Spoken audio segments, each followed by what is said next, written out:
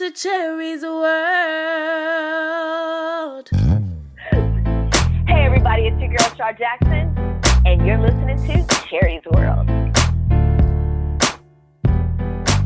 What's up, and welcome to Cherie's World.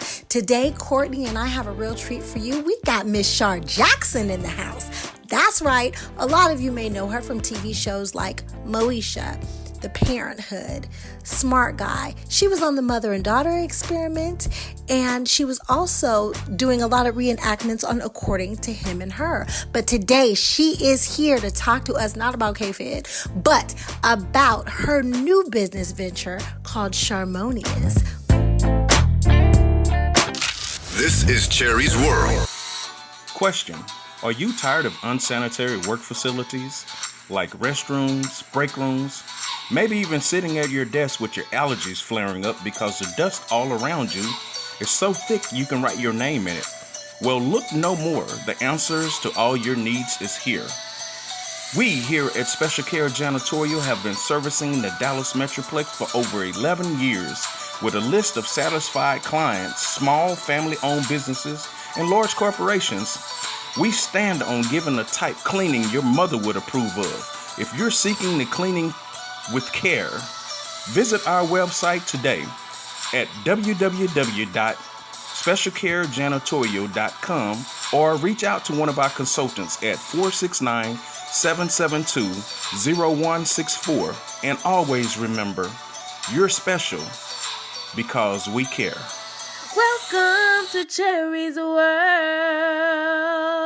Hey, what's up? Welcome back to Cherie's World. Ain't nobody in the house but me and Courtney. We about to get a little gossip on. He told me that he got some things he want to ask me. So let's see what Courtney got in store for us today. All right, this is old news to some, but maybe new to you. So the new movie Bad Boys 3 is coming out next year in 2020. You heard about that, right? Man, I don't even watch TV or movies, but this is one I'm excited about. Of course I know my boys is back together. Cool. Now, this is what I got to ask you, seeing that you're an actress. How do you feel about when Martin and Will Smith first started Bad Boys? It was the director, Michael Bay, centered the movie around Martin, and Martin idea to get Will in. Of course, Will Smith became the biggest star, period, in Hollywood, just about. But now for Bad Boys 3, don't quote me on this, I think Will is getting like $18 million to do this film, and Martin is getting $4 million. How do you feel about that? Wow, I really wish that Will would have came in and been like, you know what, favorite nations. Bad Boys would not be the same without his favorite nations when the actors get paid the same. Right. It would have been nice if he would have, went in for his boy. Unfortunately, the only people that do that are like the people from Friends and the Big Bang Theory. White folks stick together, but we don't. Come on, Will, you feel it? The reason why I kind of see both sides is because Will is doing a lot. Like, as we speak, Aladdin is coming out. And I mean, that's a Disney film, so you already know what that check looking like. So I think the budget for this film wasn't as big as the previous ones. And so do you think it's fair for Will to take a substantial pay cut just to do a film? Because it sounds like the reason why they haven't did Bad Boys is because Will has been busy. So a substantial pay cut? Would you say he's getting $14 million or something like that? Between 14 and 18. I know Martin is only getting between 3 and 4. And I hate to say only because that's a lot of money. But yeah. You know what? They could have both got 10 million. He could have said, okay, favorite nations, we both get 10. I'm not saying that Will is not, deserving of the money at all. That's not what I'm saying, because I get it, your name and your credibility. But there's also a point in time when you have to realize that it takes both of you, it wouldn't be the same without either one of you there. So you have to look at the homie and be like, yeah, maybe your name value is not as big as mine right now. But if you're looking at the bigger picture and brotherhood, then you go ahead and you do your favorite nations. But I don't think Will was even thinking about brotherhood. He was just trying to get his quote and get the movie made. Okay, let me read it. Let me get the exact, since we're media and you're credible, so I gotta read it correctly. Will Smith is gonna snag around 11 million more than Martin. He's getting 17 million, and Martin is getting 6 million for the film.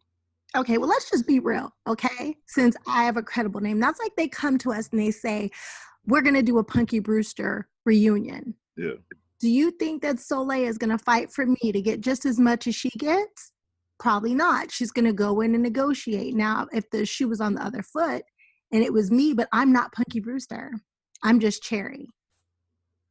You know, Family Matters. If they went back and did Family Matters, do you think Jalil would care that everybody wasn't getting paid what he was getting paid? Or do you think he's going to negotiate for his salary? He's not going to go in with the Friends mentality. Sure. I can tell you right now, he's not going to go in with the Friends mentality. You think he wouldn't? I know he wouldn't. If he didn't do it for the 10 years of the show, why would he do it now? All right. I know he wouldn't. In fact, they haven't offered him the money that he wanted. That's why there's no Family Matters reunion. Is this on the record or off the record? It's supposed to be off the record, but as the executive producer's niece and as one of the actors on the show, the rest of the actors won't say it, but I'll say it. Okay, I just don't want to stop you from being on, Hey, what kind of feedback have you been getting? Because the people that I know that's been listening to Cherie's World on Apple Podcasts and Spotify and everywhere else you listen to podcasts, they don't like the way I act on your podcast. They said that I don't act the same way as I do on Inside the Cave podcast. And I explained to them, I said, it's not my show. I'm a co-host and producer. I'm not supposed to come on here and act a fool on your show like that. So okay, so first of all, this is not my show. Cherie's World, yes, it's named after me, but Courtney is part of my world and what makes my world happen. And Cherie's World is not Inside the Cave. I think Inside the Cave is more about like womanizing and looking at the naked booties and stuff like that. And Cherie's a woman, so it would be kind of hard for CB to carry that on over here. I don't have CB in the house. I've got Courtney in the house, and Courtney is a mature man. My feedback that I've gotten, Courtney, is that your voice is sexy. Oh, stop it. No, really, they're like, he has the perfect radio voice. I don't want to hear it. I swear. And a lot of people are asking me, so what does he look like? No, I'm nothing. Actually, ladies, he's really cute. Come on. I don't stop surround myself with ugly people. Courtney's handsome. They're gonna think I got a gun to your head. I got a quick question. I got to ask you about before I call it, cause I got to ask you about 50 Cent. So, Amari Hardwick, you know who Amari Hardwick is, right? From Power. Okay, because I know you don't watch a lot of TV. Well, I know who he is because I was in a cab with him once. Oh, word! You gotta tell that story if we got time, real quick. Really nice guy. He was actually teaching me about the whole homeless tent city in Washington, D.C. Okay. That's as far as I can go. So does he sound like Ghost? Because it seems like every time he talks, all I hear is Ghost. I don't know how Ghost sounds. I've never seen the show. Now I'm with you. I don't watch a lot of TV, just like you. I haven't watched a lot, but everybody, you gotta watch Power. This is the last season. You gotta watch Power. You gotta start from the beginning.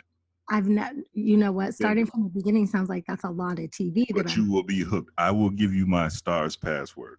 You gotta watch it. I'll probably go to sleep. You'll be No, you will not go to sleep on that. I promise you. You will not. You will love it. We'll try. All right, here we go. This is from Amari Hardwick. Okay, let me give you the backstory. So 50 Cent has a lawsuit with a singer named Tiara Marie. You remember her? Yeah. Okay, so I guess she tried. I don't know the full story, but basically something happened and she lost. And 50 wants his money. I think it's like $50,000. And he wants interest now. Omari Hardwick goes on Angie Martinez's radio show and explains that when he was broke, or I shouldn't say when he was broke, when he first got into the game, 50 picked him to be Ghost, and he borrowed like $200,000 from him, or maybe $20,000. And the next year after his check came, he ended up paying 50 his 20 back, but he also gave interest. And he goes on Angie Martinez's show to talk about what black people and brown people need to understand. When someone gives you some money, no matter how long you have it, even if you pay it back, you have to pay interest. So I know when I first met you, you were telling me like every time you went out, you know, you always had to front the bill and stuff like that. So have you experienced stuff like when people borrow money from you and then do they give it back to you, or do they give it back to you with interest? Have you experienced what 50's talking about? Ain't nobody ever paying me back. You got to go on social media and be like 50. Hey, Cherie, that's where I want to be in life. I want to be 50 Cent petty rich. Because that dude, he has all these brands and he's not afraid of being himself. Like, he would just, the stuff he posts, I'm thinking like, this could ruin anybody else's brand.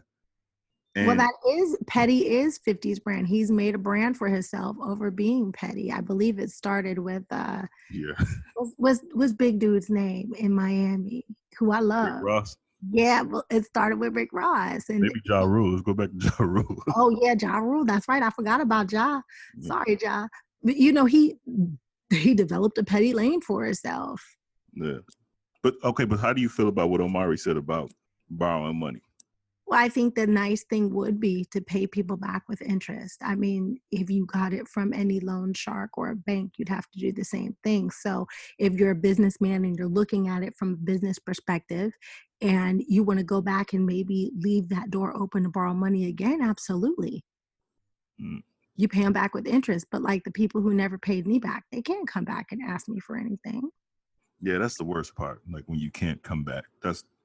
Never want to be in that position where you can't come back because you just never know. All right, got another question for you real quick. Let's see, where do I want to start? Okay, this will probably get you going. There's a KKK rally this weekend in Ohio, and they're telling protesters not to come to the rally because it's gonna incite more drama with the KKK. So they're just saying let the KKK do their thing and don't come there to protest. Black people are never supposed to interfere with white people. You know, it's so funny. So I have this friend who I grew up with and I love him dearly. I won't say his name on here, but he just asked me, how come every time you're on social media, you never talk about the good relationships between Black and white people? You only talk about the negative things in this history and we need to let the history go. I said, oh, so you're trying to tell me what to say now? White people have a great way of always trying to control what Black people do, what Black people say, because it makes them uncomfortable. And God forbid we ever make white people uncomfortable. Mm-hmm. I think it's bullshit. Right. You know, they don't want the protesters to come out there because, it's going to be the Black people that causes the problem, not it's the KKK having a rally that's starting the problem. If Black people get together, Black lives matters. God, we never got to go out there in peace. They didn't tell the protesters to stay home then. This is a one-sided world, but let me tell you, I can't wait till 2045 when white people are the minority in this country. Damn. Yeah, that's the rumor. That is definitely rumor. That's the whole thing of this whole abortion ban. Right. Well, I even heard that they're already in the minority, but I don't know. All right. Go ahead. Well, he's not in the government. They're not. All right, here's another question for you. This week, they said Harriet Tubman has been delayed as being the face of the $20 bill. Of course, because Trump is in office. Yeah. Trump also said that Andrew Jackson was one of his heroes, and he has the picture of him in his Oval Office. He was also a slave owner. Yeah. So no, she will not go up there, especially until we get Trump out of office. Yeah, I kind of predicted that when I first heard about it, and I heard it was going to take that long for her to actually get on there. All right, this is my last question for you. This week, I don't know if you saw this, it was live. The Jeffersons and the Bunkers came back on live TV. Did you even hear about that or see that this week? I did not see it. I did hear about it. I think it's going to be really, really hard to replicate, but I think that Jamie Foxx is talented enough to probably pull it off. I saw it. I actually saw it, and he did a great job. And you know who else did a good job? Jesus. The girl from Scandal. I'm Oh, terrible. unfortunately, it was it Taraji? No, the Scandal. other one. The girl. Kerry Washington? Kerry Washington. Nah, I'm terrible at that. Okay, I was gonna say, I don't watch the shows, but I do know my black women. Yeah, she played Lionel's mom, Jenny's mom, the one that was in an interracial relationship. Lenny Hendricks' mom. Lionel. No, she played Lenny Hendricks. Dang, you got me saying their name wrong. I'm terrible at this. I got to get better at this. No, Lenny Kravitz, and I love Lenny Kravitz, so Yeah. I don't know how I could say his name wrong ever. She played his mom. Okay. She did a great job. Jamie Foxx did a good job. And at the beginning of the show, from Chicago, Jennifer Hudson did the opening to the Jeffersons. Go ahead. She sang it? Yeah, she sang. She can sing her ass off. For real. And now they did the Bunkers first. And I'm so terrible. This Marissa Tomei played Edith. Wow, I love Marissa. I guess I need to watch. Yeah, I think you should. I think you will really like it. It was like an hour and a half long. I guess you could fast forward through the commercials, but it was actually pretty good. I need to watch. My uncle was one of the producers and the writers of the Jeffersons. Yes. Remember when I interviewed you, you told me that. So that's why I want to know. That's why I was like, you got to see this. Yeah, I'll watch that. No, I haven't watched it. I'm so horrible. When I turn on TV, honestly, I go to sleep. And that's why I don't watch it. I know. And now the Norman Lear, you remember him? He's yeah. Yeah. So he was actually, I didn't know he was 96 years old. Oh, yes, Mr. Norman Lear is an old man now. He's been around for a really long time. He actually gave my uncle his start. Nice. If you watched anything in the 80s, you know that name. Yeah, he was there. He was there with Jimmy Kimmel. It was actually live. I didn't think it was actually going to be live, but it was actually fully live. And they had a special guest appearance. I guess I don't know, should I spoil it? But yeah, go ahead and spoil it. Marla Gibbs, who played the original Florence, she showed up and played herself. I was going to say, who else is going to play her? That's what I want to know. I was thinking she was going to play Mother Jefferson, but she actually played herself. So that's awesome. Yeah. I don't think anybody could replace her. Right. And I don't think if Sherman was alive, nobody could replace Sherman Hemsley either. Jamie Foxx did a good job, but he was just so tall. Because you remember Sherman Hemsley was real short. Yes. I think he probably did do a great job embodying him. He's really talented. Man, he played the hell out of it. That was somebody else.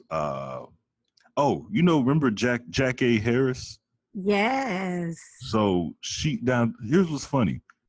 She played in that show 227 with Marla Gibbs, remember?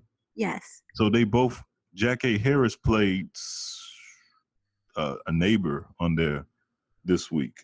I forget. So, but it was kind of crazy. I remember they were like best friends on 227. And, you could tell like I guess it must be a real big age difference because you can tell like Marla's pretty older than, but they always play like, I thought they were like the same age. I didn't realize.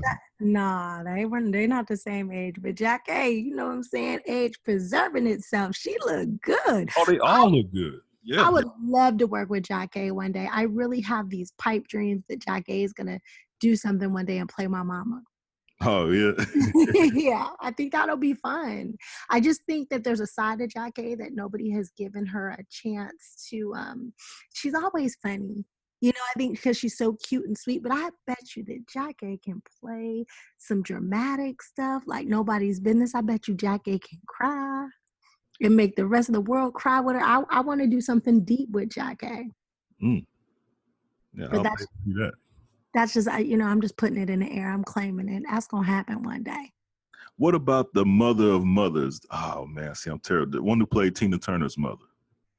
The mother of mothers, Tina Turner's mother. Who was Tina Turner? Jennifer Lewis. Yeah. Is that what you're talking about? Yes. Come on, man. Yes. You're right. That's the queen of mothers of all mothers. Jennifer Lewis would definitely be fun. I know your listeners is probably thinking like, man, this dude here just. No, well, me too. I'm over here Googling, and IMDb, and Jennifer Lewis is the business. Right. Okay, you can edit that out. Okay, we'll edit that. Okay. I got to work with Vanessa Bell Calloway before. Oh yeah. Yeah. And what? I did a pilot with her and Martin Lawrence called "It's a Bit Strange." What? Yeah. What year was this? Oh God, I don't know. Probably like 1989 or something. What? Yeah, the show never went. Michael Warren, Superfly was my daddy. And Vanessa Bell Calloway was, I believe she was going to be my stepmother, or she was my stepmother. Mm. And I didn't know that Michael Collier was in that movie. He was the Apollo announcer. I love me some Michael Collier. Yeah. Well, now you got to tell me this because Martin is one of my favorite people ever. What was he like in '89? Funny. He told me my first dirty joke ever. I don't remember what it was, but I remember being like, what? I was a kid. Oh, yeah. He taught me about cow balls being a delicacy. Damn. And he was like, trying to dare everybody to eat them. And I just couldn't imagine eating cow balls. I thought it was the funniest thing in the world. Right. He was very sweet, very nice, and very fun and playful. Wow. That is crazy. So the pilot never went anywhere, huh? No, it was like the original Sabrina the Teenage Witch. Oh, okay. I was a witch. My brother was a sorcerer. We all had these powers. I don't think they were ready for Black people to have powers back then. This is Cherie's World. A natural detox can improve everybody's overall health.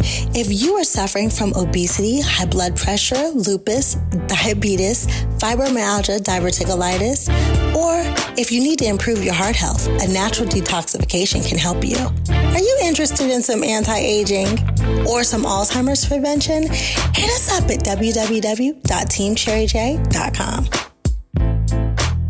Welcome to Cherie's World.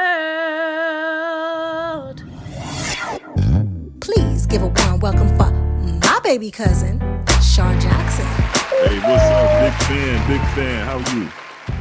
I'm awesome. How about you? Good. Hey, Cuzzo. Yes. Okay, so let me start this off because I know Courtney's going to want to dig into your past. I want to dig into your present real quick. The present's better anyway. That's right. So I've been gone a year. I won't say where I am, but I left home and I left my little cousin. Little Cuzzo, catch me up. Tell me about this new business venture. What you got going on? Okay, first and foremost, you know I still cry because you're gone, right? I'm sorry. Don't cry. I love you. All right, I just had to put that out there first. Okay, so business venture. Okay, Chair. So you know how our skin is in our family, dude. Like everybody's super sensitive to all this crap, and we break out easily and all that type of stuff, right? Me, yes. So what I figured out was how to stop buying all this garbage that they have in the markets or the stores or whatever, because that's literally what it is garbage. There's more chemicals in that stuff than anything else in the world. And just make some stuff all natural. And, when you think natural, you're like, oh, that's real earthy or whatever. And you don't think that people really wash all the time and things like that because they're trying to be earthy. But that's not the case. Yeah, there's all this garbage and chemicals and stuff and everything. People are wondering why everybody's getting cancer and all this other stuff. It's because, the government regulations, they don't really care about what we're doing to ourselves. They don't care. They're like, oh, you want to, is it going to make us money? Sure, prove it. So anyway, needless to say, I started a skincare line and a bath and body products of all natural products.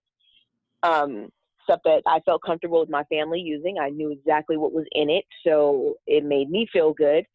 And that's kind of what I'm doing right now. So I have the bath and body products, which is Sharmonious, and that stuff is like all natural soaps and body butters and creams and bath bombs and all these awesome things. But everybody thinks too, when they think natural, that it just has to be plain looking, whatever. My stuff is very, very luxurious looking and yummy. A lot of it looks like food, like desserts and stuff like that. So it's stunning stuff, but it's still natural and amazing for you. So that's that.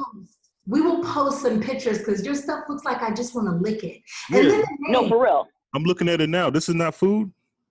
That is not food. No. I need to know. Sharmonious. Like it sounds, it can be playful, but it's kind of like sexy. Sharmonious. It is. Come on now. I mean, and that describes me right there in a nutshell.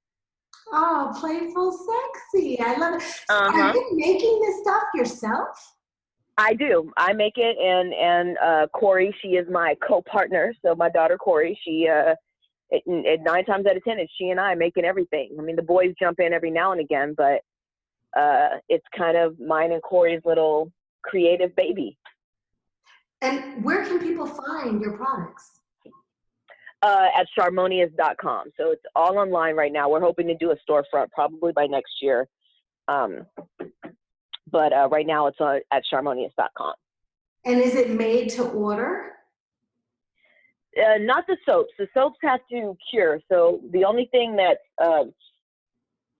what makes soap is, a combination of oils, butters, and lye, and water. So the lye, which once you emulsify it or whatever, it's basically gone, but I let it cure for 4 to 6 weeks. So the soaps I make 4 to 6 weeks in advance, and then I put them up when they're ready. But like the body butters and the bath bombs and the unicorn dust and all that stuff is made to order. I'm looking at the peaches and cream and the 4th of July. This stuff looks good. So like, it's not a joke. so like, what if a kid tries to eat it? Well, hopefully they have a parent who will let them know that it's soap. And trust me, when they taste it, they will realize that it is soap. Remember that thing when parents used to be like, "I'll wash your mouth out with soap"? Yeah. Well, kids will do it to themselves. What if a parent tries to eat it? Because I'm thinking about Well, eating then, it. hey, it is all natural. It's going to be nasty as hell. But But you're going to be okay. But you'll be all right. Wow. So, Shar, you were just going back to entertainment because that's what everybody wants to hear about. You were gone like a month or 2 ago working on a project. Can you tell us about it? I can't yet. I can't. But, I mean, that's the thing. Like, the industry, man. Like, I kind of pulled back a little bit from being in the forefront all the time because I had my little splash in the media, which I wasn't really a fan of. So I pulled back a little bit from Hollywood to focus on some other stuff and build some other empires and stuff for my family and not just leave them TV money. But I'm still acting, you know what I mean? I'm still acting. I'm producing. I'm directing now. So it's just luckily enough we have the luxury because we worked our butts off for, almost 40 years. Damn, that's crazy to say. But since we have done that, we have that luxury to kind of work when we want to work, and explore these other things in life. So, but I'm still doing it. I'm still in Hollywood. Oh, I know. That's why I wanted to let other people know because everybody, I get these people who write me all the time. They're like, yeah, you has been. And I just laugh. I'm like, well, y'all was in elementary school. You're like, if anything, I just has been that shit. I'm doing something else now. So there you go. I'm having my recess like y'all was having y'all recess when y'all was in school. So see, and that's the thing. They don't understand, Cher. They don't get it because we didn't have that break growing up. We were working 14, 15 hours a day while everybody was going to school, going home, playing on their bikes, and going to sleep. Like that wasn't our life. And so now we want to rest. We're a little tired. We want a nap. I love it because I always say, well, how can it ain't never going to be calling me a has-been? That can't offend me. Damn. So yeah, that's the weirdest term to me. It's like you have been. Okay, well, I have been a lot of things, but what have you been? Right, I have been, but I'm still a bitch. Exactly. on that bitch mode, cousin. Can you tell us a little bit about your relationship with social media? How do you feel about it? You know what? The social media thing to me is still so freaking bizarre, man. Like, I love the fact that I can communicate directly with, people that support me and things like that. Like, that's awesome. And I like sometimes that I can say what I need to say to the people that don't. It's just still weird to me that people want to see me post pictures of what's going on in my life. That's so bizarre to me. Yeah. I feel like that, and I'm not even a celebrity. Like, Like people tell me to get your Instagram. I just have a hard time with social media. I do too. And the weirdest thing is, unfortunately, it's a huge part of our industry now. Like I had met with a casting director about a project, and they were like, "Oh, Shar, yeah, we love you for this thing. One question though, what's your social media numbers?" And I was like, "Wait, what?" I said, "What?" And apparently that's like a huge thing now. Everybody wants to know what your social media numbers are. So I was like, "So you mean to tell me I don't have to be able to act at all anymore? I don't have to have any talent. I can just, as long as I got those numbers, you gonna put me in the project?" That's crazy. Well, let me tell you how that kicks them in the butt. Being on the producer side, I've watched them do that, right? But then they get usually a cute girl who can't act. She doesn't know how to hit her marks. She doesn't know how to find her light. She doesn't know her lines. Right. And so now everybody on set is irritated. Right. And mad, but she got the numbers on social media. But she got the numbers.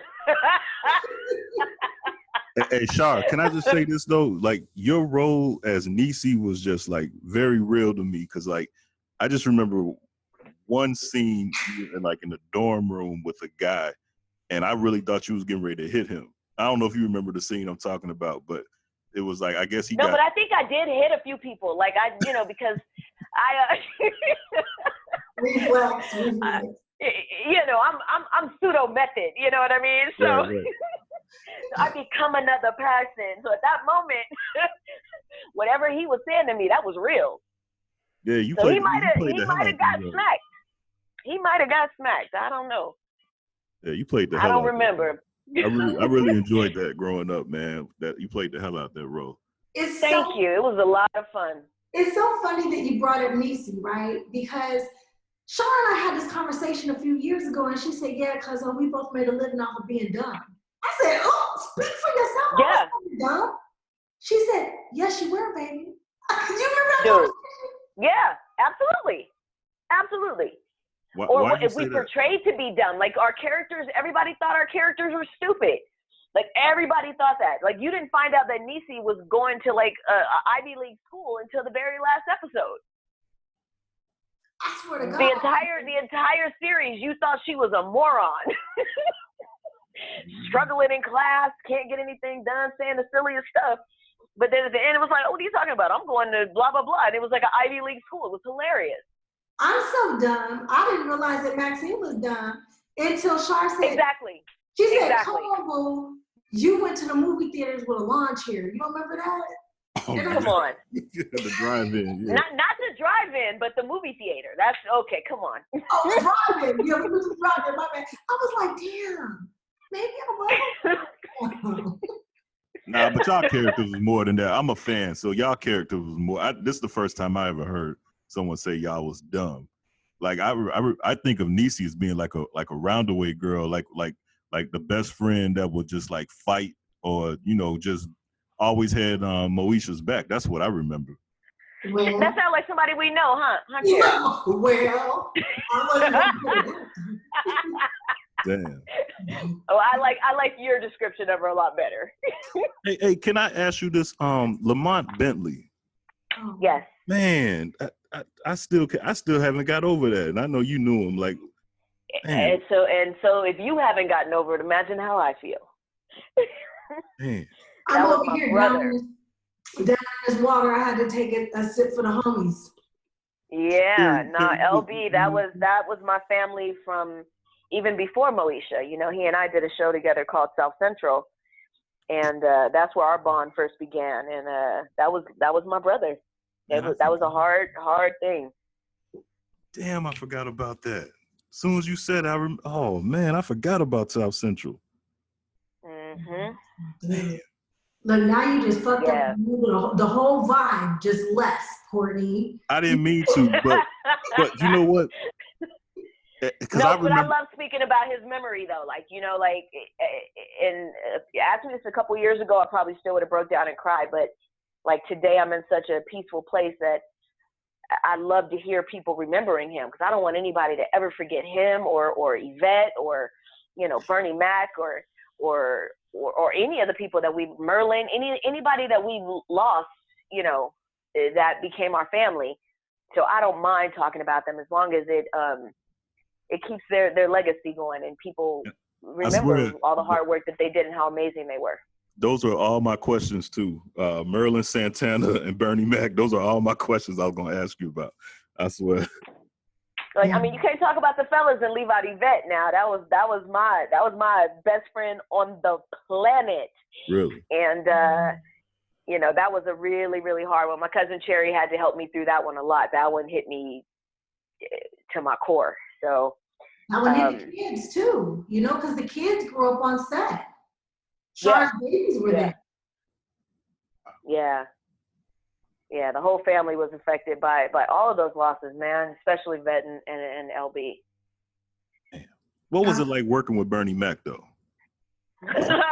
Uncle Bernie was crazy. He was crazy. I loved him so dearly.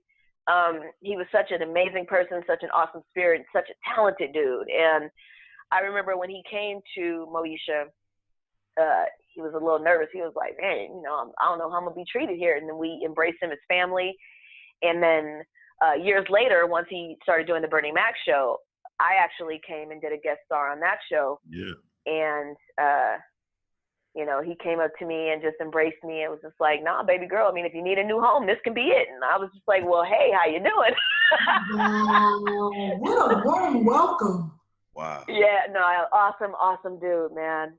Awesome dude. You got to guest star in a lot of good shit, cuzzo. Yeah, I think I definitely stopped by everything that was on UPN. As Niecy, as a matter of fact. I think Niecy literally jumped from like 4 shows just doing a guest spot. Just everybody was like, can we get Niecy this week? We don't want Shar, but can we get Niecy? So I definitely guest starred on like everything on UPN. But yeah, guest starring was my thing for a really, really, really long time, man. I think the majority of stuff that was on TV, I probably appeared in at least once. What was your favorite? TV-wise or just period? Like my favorite all-time job? Oh, damn. Okay, favorite all time. Okay, favorite all time was probably Good Burger. Oh, shit. Well, and what a lot of people don't know is I actually interviewed with Shar for the same part, and she got it. Really?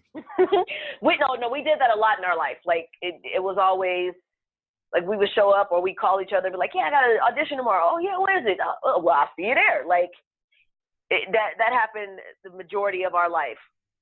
But I could have never, like, I know why she got the part. Welcome to Good Burger, huh? Well, the Good Burger, man, take your order. I could never deliver any of those lines the way she did. She killed it. It was so much fun. Like, I had so much fun working on that film that it was insane. All we did was laugh and joke and be silly and get work done and get a check. It was beautiful. Man, y'all don't know how this make me feel as a fan, because like this is my era. I don't know nothing about stuff that happened after 2003. So like all this stuff right here. I ain't mad at you.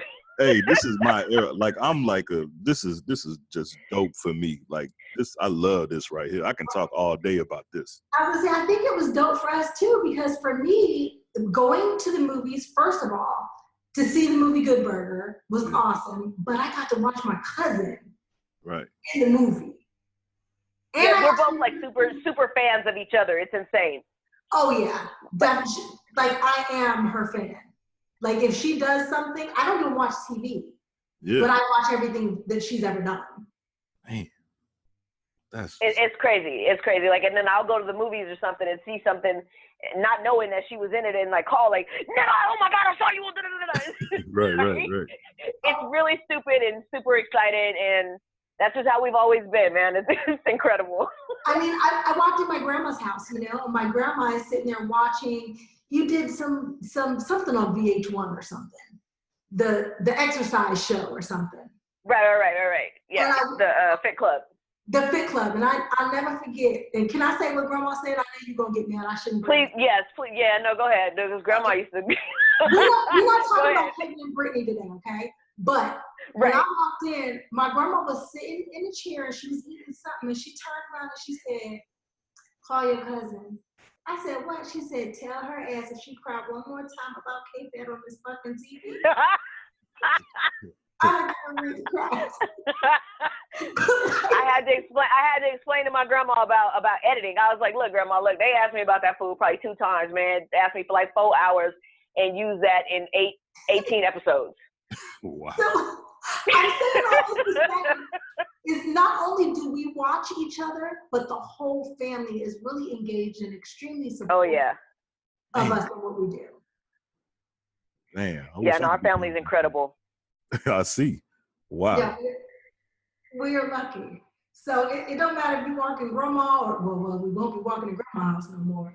But and I don't want to say it like that. But Grammy's you know? Right. Can I get your opinion on something? What you thought about the way Moesha ended? It sucked. It wasn't supposed to end. Right.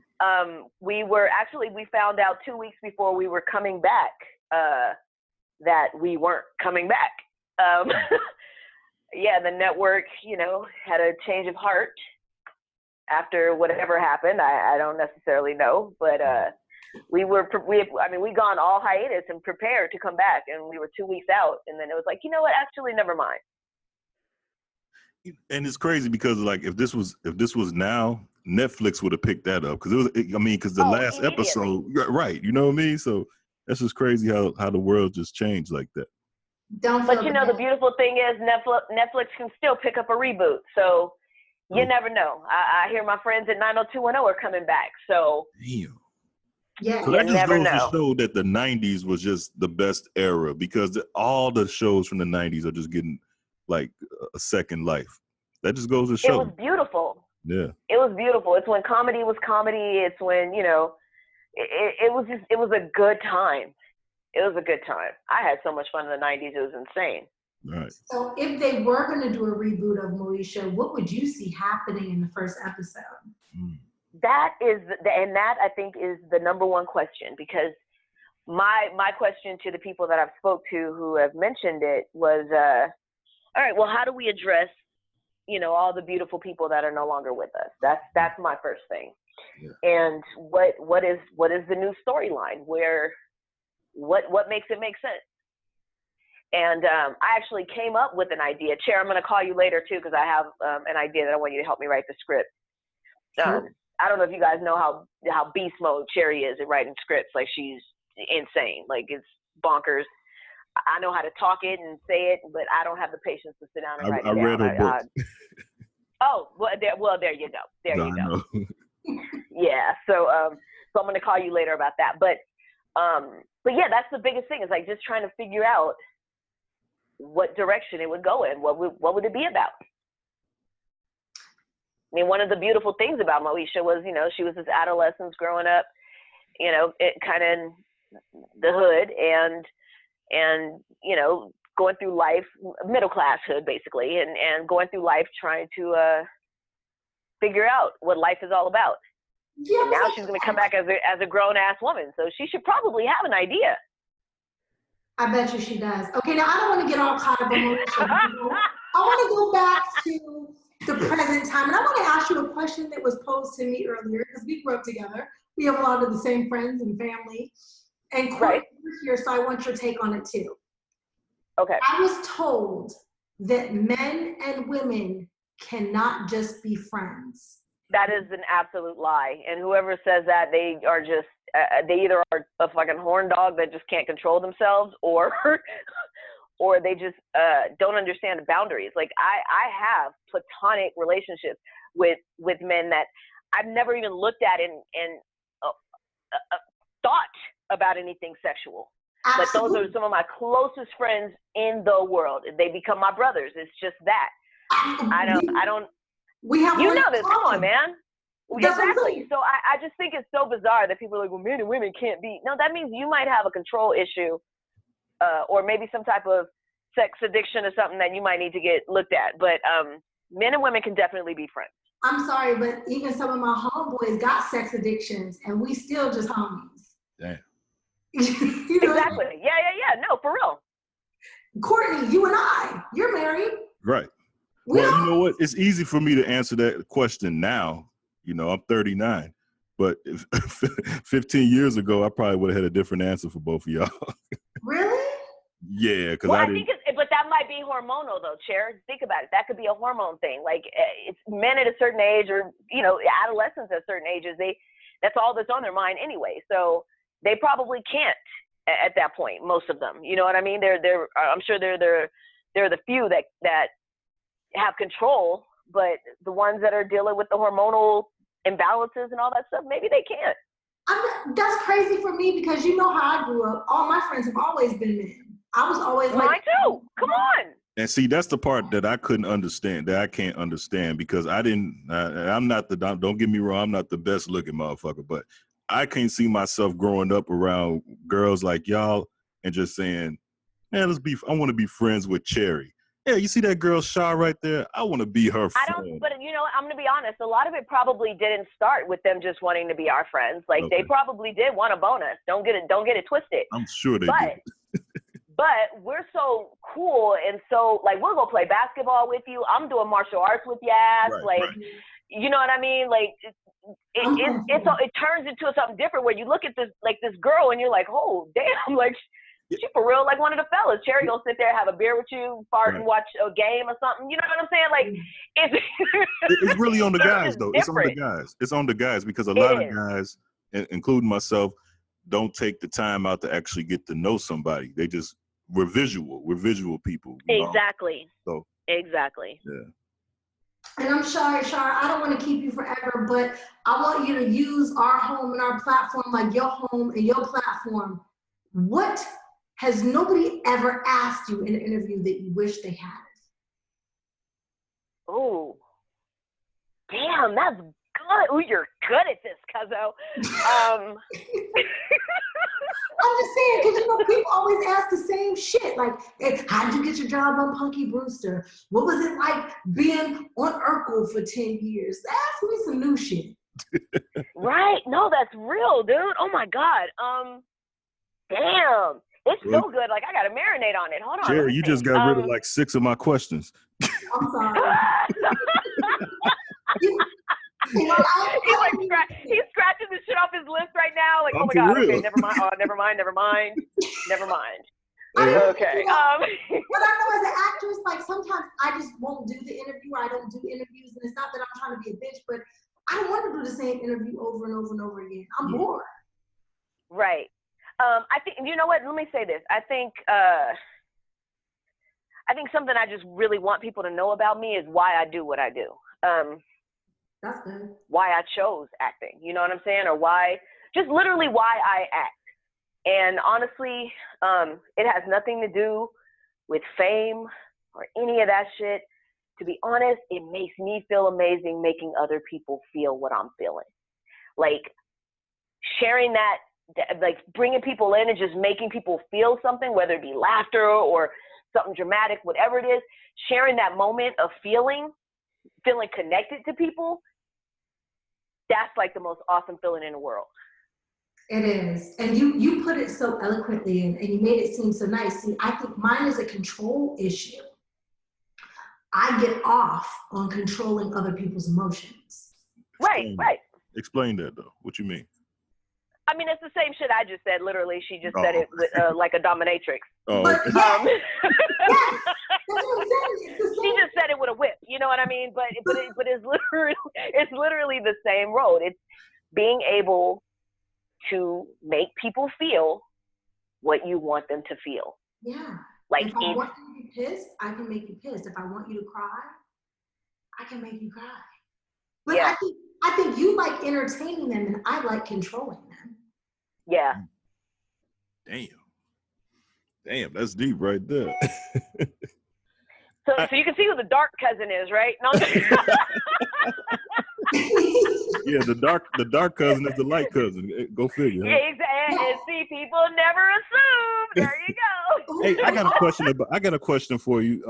It says on your Instagram, actress, director, CEO, philanthropist, advocate, and gamer.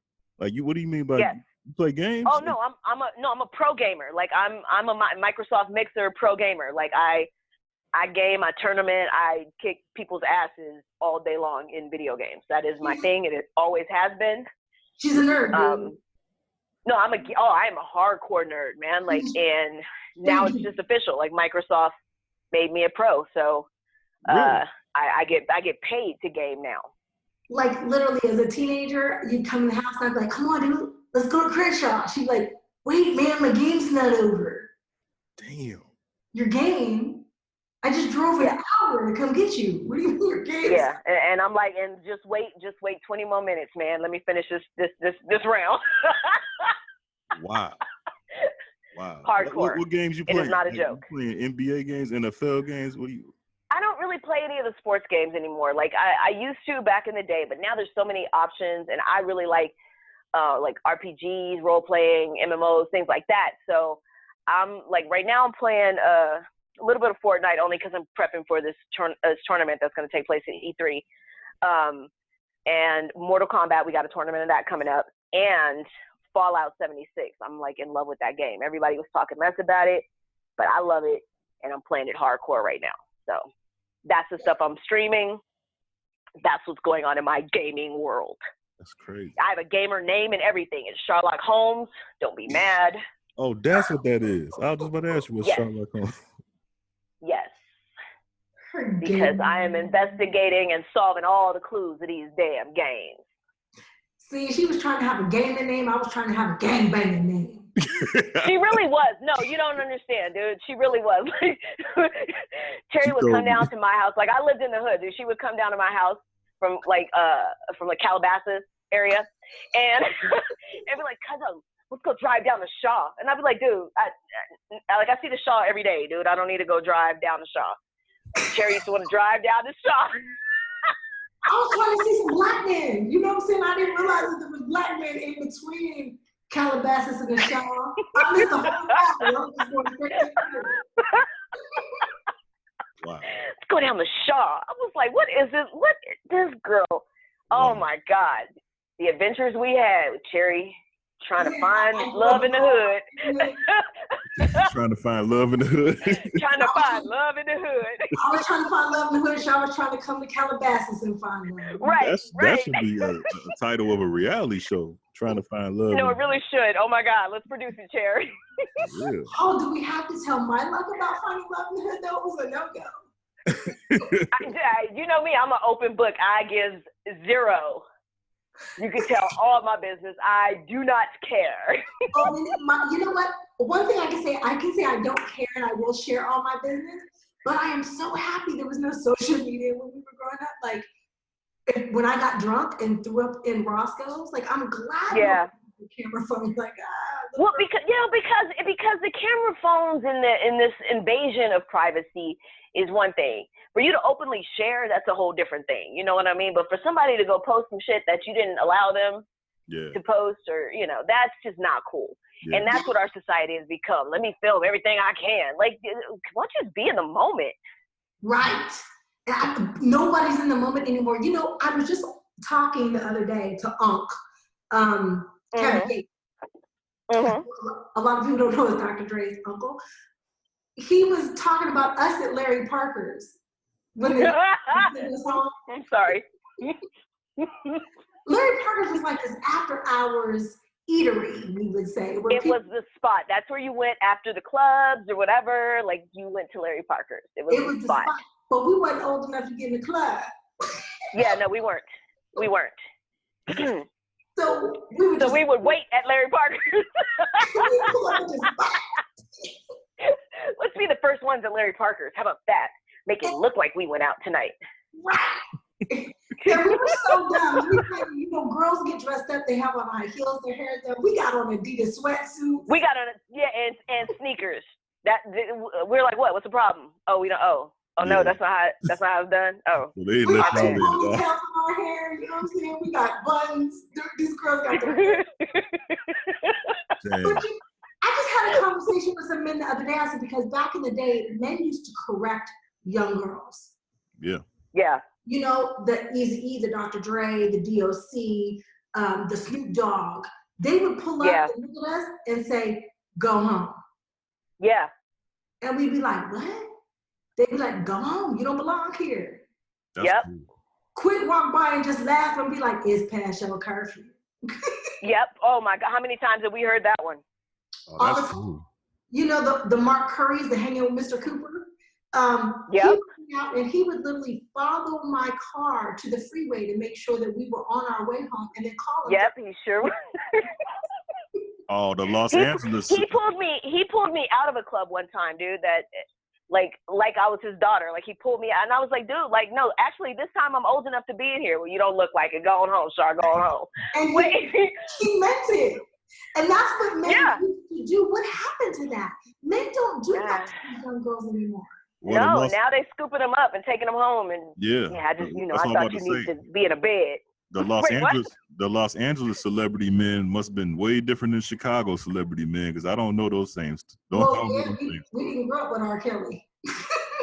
See? And we are so not gonna go there. she was around. She was around it too. Yeah, she know, Kels. She know. Come on, man. Damn.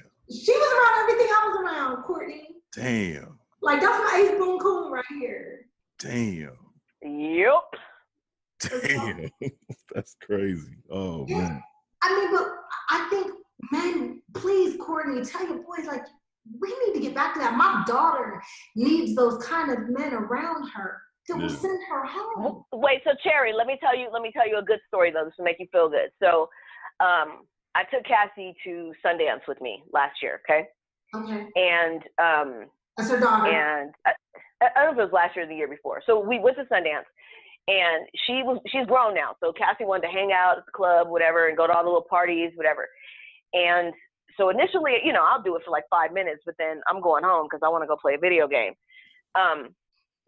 So we went to the club, and we were with a bunch of friends, industry friends of mine or whatever. And I told them, I was like, all right, so I'm about to leave. And I told Cassie, let's go. She was like, no, Mama, I think I want to stay. And I was like, let me check with everybody, make sure it's good. You guys good? Y'all got her? No, we got her, Shar, you're fine. Okay, cool. Because we are in a different state. Like, this is not, just leave your children. She's like, all right. So I go to my hotel. Cassie goes out with them. They all get completely drunk, whatever. At one point, they say, let's go from that one club. They're sitting at their little booth or whatever. They say, let's go. They start walking to the door. Cassie forgets she left her jacket at the table, goes back to the table. They're all drunk, so they already hopped in the car and left. They don't realize that they left Cassie, okay? So Cassie's sitting in her little booth. Her booth is next to another celebrity's. And so the celebrity sitting at her table looks over and sees her and was like, why are you sitting by yourself? And she was like, I think all of my mom's friends just left. And so, and he could tell that she's drunk or whatever. So he was like, well, who's your mom? And she was like, Shar. And he was like, okay, I'm going to need you to come over here, sit at my table. I'm going to make sure you get home.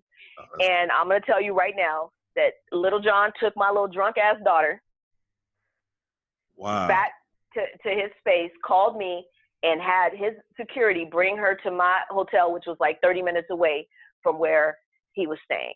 And he was like, Shar, I just wanted to let you know I got your baby. She's good. I'm gonna send her, home to you and make sure you're good. So I'm saying that to say, Cherie, they're not all gone because Lil Jon made sure that Cassie was good. Well, you know what I'm saying? Thank God. Like Luther Campbell watched my ass when I was a kid. Yeah. See, us from the outside looking in, we would never think to hear a story like that about Lil Jon or Luke, or we would never think to hear that. Because that's the thing. Like everybody thinks they know them, but you know their Hollywood persona. You don't know them as people. You know what I'm saying? Like they're awesome ass dudes. Yeah, great man. Thank you, Little John. Yeah. The story could have went totally different. I could be looking for it. Really could have, because apparently dudes were like walking by trying to, and he shut it all down. Like, nope. Thank God. Come sit over here, baby girl. Wow. Thank God. That's cool. Thank God. And thank you, Shar.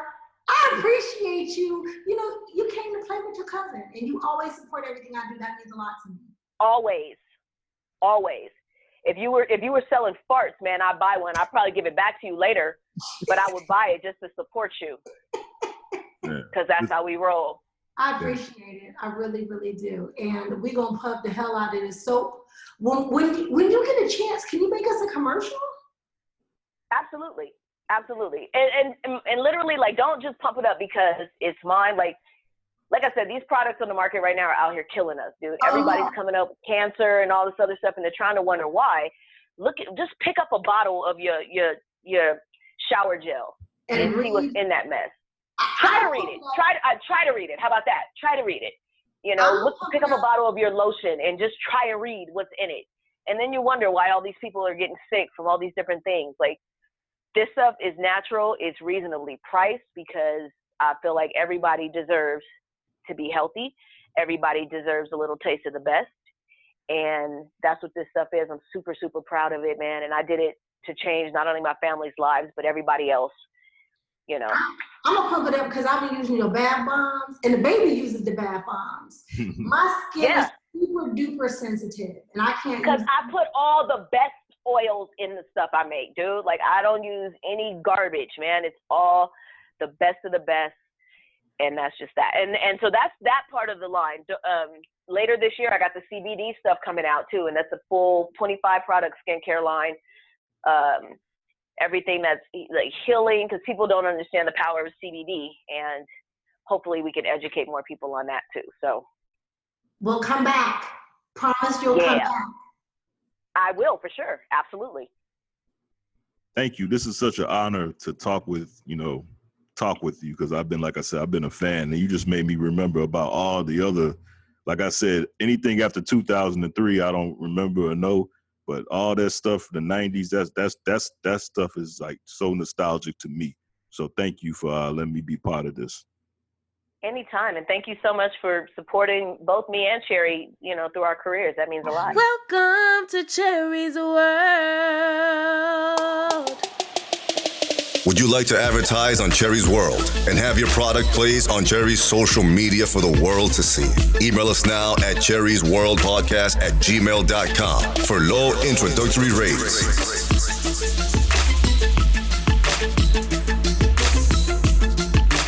Cherie's World Podcast. Get heard. That is my baby. That is my little itty bitty. Man, that's just crazy to me. Like, I wasn't expecting that. I wasn't expecting that. I mean, because like I said, like I just literally just watched, I think they replayed Moesha, you know, and I know you guys, I hate to always like just keep you in Family Matters and her and Moesha and stuff, but that's what like I remember, you know what I mean? Like, that's the stuff that I just remember the most. And like I get to see that stuff again, and it's just like, wow, it's just crazy. And like I said, both of you guys played the hell out of that role, of both of your roles. You know, I think you both were like the star, Brandy and the other girls best friends, and both of you guys played the hell out of those roles. You know what I mean? So it's crazy. Yeah, I'm on Countess. I mean, Laura. I can't remember nobody's stage name. That's right, Countess. That's right, Countess. Countess Vaughn. Yeah, I played her cousin on the Parkers. That's right. That's right. And Niecy, of course, went over to the Parkers. I'm telling you, she got to do everything. So she came over to the Parkers as well? She was on the Parkers. I believe she even got to do Girlfriends. Wow. So she said basically everything in UPN. So was UPN set up like the way you said, like Family Matters and Jamie Foxx show and all that stuff was set up? What I think so. At one point they were. Where exactly they were, I couldn't tell you because I wasn't there. I was at work at the same time. Oh, okay. Somewhere else, I know where her set was, and I know where the Parkers was because I did the Parkers. Wow. But besides from those two shows, I don't know. I didn't work on the other ones. I was on the other side of town. Man, I just couldn't even imagine living in LA. The fact that you girls lived in LA, survived LA, that's just amazing to me, because I know the times I've been out there, I'm like, man, I would just die out here. There's no way I could. Man. I mean, Chicago's, ain't no punk either, but it ain't LA. LA is, people watch a lot of TV, and so they think it's like what they see on TV. Yeah. LA was very kind to me, I can say, and there was no hood that I felt like I couldn't go to, and there was no hood that I didn't go to. Wow. It was just like, for me, Landon, I think I told you this before, everybody had a Benz. Everybody hit a, and I rented a Toyota Avalon, and I'm thinking I'm doing some shit. And Nobody had a Benz. Not everybody had a Benz. I proudly drove a Toyota Camry. Anybody in LA can tell you, Cherie Johnson in the 90s had a black Toyota Camry. It was a 1994 at XLE, and it was all paid for the day I left out of the lot, and I thought I was doing big shit. Well, you were just smart.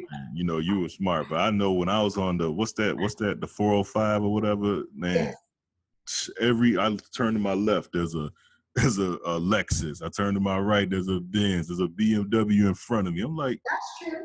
Does anybody drive a regular car? Like, you don't see that kind of stuff in Chicago like that, you know? They actually clowned me a lot because they'd be like, when we pulled up at family members, the rest of them had BMWs, Vipers. Their cars would change all the time. I had the same Toyota Camry for 13 years and was proud of it. Yeah. Because my car ran. But I did have a stint where I went through my sports car thing. You know what I'm saying? I had a little Lambo and stuff like that. So I had some fun times too in LA. But I've always been very, you know, I'm a hood chick, man. I have to live in the hood, thank God, because I got a good job and got out. But I have that same mentality. Hey, is she from I don't know if you want me to say this on the thing. Is she from Pittsburgh too? I can edit it out. No, she's from Boston. Ah. You can say that. You don't have to edit it. She's from Boston. Oh, okay. So y'all both moved out to LA around the same time? Beantown. She was actually there before I was. Oh, okay. Damn. And your grandmother that y'all was talking about, where did she stay? My grandmother, she's in heaven now. Okay. Sorry. She's in heaven. That's okay. She died last year, Mother's Day. So Mother's Day was the anniversary of my grandmother's death. Damn, sorry to hear that.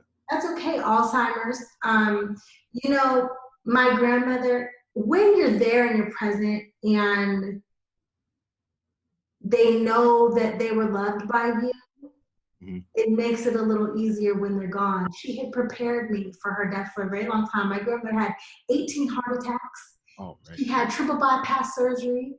She had 8 kids and was a cancer survivor. So she was the strongest woman I've ever met in my life. Yeah, for real. Unfortunately, she died 2 months after I left LA. I didn't get to say bye to her, but she had already said bye to me in different ways. Like, she always wore this ring. Yeah. And when my daughter was born, my daughter happens to be, her birthstone is a ruby. So my grandmother had never taken that ring off her finger except for maybe when she was in the hospital. And she used to always hand it to me, and she used to tell me, when I die, this ring is yours. Well, when I had my daughter, my grandmother took it off her hands and said, this goes to the baby, you take it. And I said, no, Grammy, it's your ring. And she said, no, baby, it doesn't belong to me anymore. It's for the baby. And so my grandmother had prepared me. Yeah. Very much for her being gone, and I miss her and I love her. Right, right. But I hear her every day, and my daughter is definitely a splitting image of her. And so it makes it a little easier. Yeah. She lived in LA as well? She did at first, but she moved there, yes. Can't live far from your grandma, man. You gotta keep grandma home. Tell me about it. Tell me about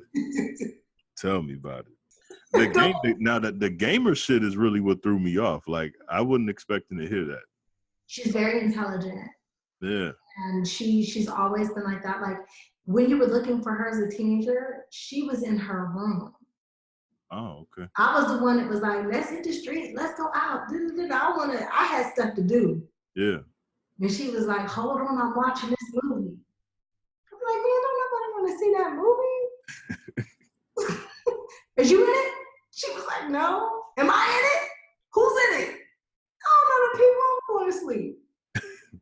I would drive all the way to her house and end up asleep because she wanted to finish watching the movie or playing the game. Damn. I was trying to go out to eat and hit the street. She calls them LB. So were you, like, I know that y'all on different sets, but like, did you know him too? Lamont was actually supposed to be my boyfriend in the first film that I produced called 75. Really?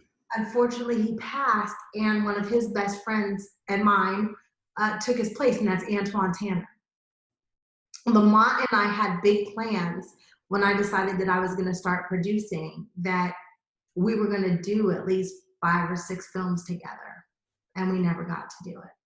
Damn. Yeah, that was my heart, man. Good dude. Damn. And I was gonna ask about the Merlin Santana, because I remember like it seemed like him and Merlin Santana, they all it's like both happened close to each other. I remember. Merlin, yeah. Merlin, neither one of them sit right with me. Merlin's hurts, I think, a little bit more than LB does. I mean, LB was a car accident. You know, car accident. Stuff happens. And not saying it makes it better. Right. But stuff happens. Merlin was set up by some chick, and Merlin was murdered. I remember that. You know, and that doesn't sit right with me. Wow. Oh, that hurts. I mean, LB hurts too, but Merlin really, it hurts. Can I ask you, I know this is gonna sound quick, but how'd you know Merlin? Because I know I never seen y'all work together. Did y'all work together? Wasn't Merlin on Hanging with Mr. Cooper or something? I remember he's on Steve Harvey's show. He's on the Bill Cosby show. That's what I remember off memory. Okay, well, probably because he used to hang out. Well, if he was on the Cosby Show, then that means that he used to hang out with the little homie who played Bud. Yeah. On the Cosby Show. So I thought both of them did Hang with Mr. Cooper, which actually shot next door to Family Matters. Oh, shit. And that's how I met them, because I told you, it was like, you know, you be in a parking lot. I was a young girl. There's some brothers next door. I'm going to find out who they is. Damn, that's crazy, man. All that talent around, that's just crazy. Yeah, we grew up around each other, you know, and if he was with Dion and I kind of grew up with each other, so. Which one's Dion? I'm sorry. That's the one that played Bud on the Cosby Show, Dion. Wow, I'm sorry. Homie. Damn, that's crazy. We all grew up around the same time. Then you got to think, okay, so I knew Raven when she did the Cosby Show, but then she was on Hanging with Mr. Cooper, and that was right next door. So Raven was the baby. Hey, when you were around all those people at that time, did any of them ever say, let me get an autograph, or did you ever say, let me get an autograph? It was just like, we all cool. Those were my friends. Wow. Just like, you know, when you was in school, you had recess, right? Yeah. So we had a basketball hoop outside. That was our recess. So when we go outside, that's who we play with. That was our recess buddies. That's the best way I can put it for you. You know, we got a 15, 20-minute break. Who do you hang out with? The Smalletts, because they working next door this week. You know, like the whole family, Journey, Jesse, JoJo, Jazz, Jockey. That's who you go outside and you hang out with, because that's who's there. Merlin's there, Dion's there, Raven's there. The kids from, what's that show, Step by Step? Oh, yeah. Those become your friends.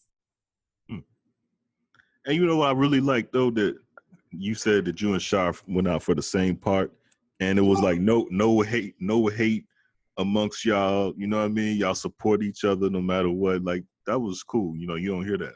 Dude, we used to go in the same car because we didn't both have gas money. We was kids. So it'd be like, you know, my mama gave me $20.